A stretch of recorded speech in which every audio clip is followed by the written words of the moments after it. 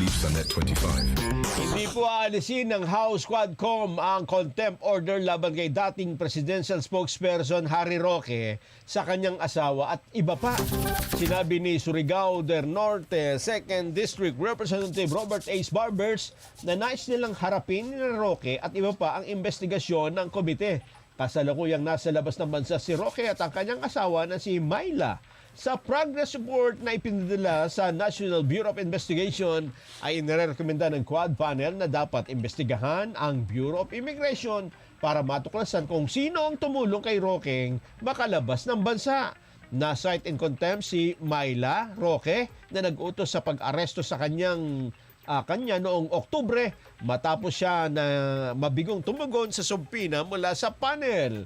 Si Harry naman ay inuugnay sa Lucky South 99 matapos matagpuan, makita ang mga dokumento ng bangko at iba pang papeles na may pirma daw po ni Harry Roque.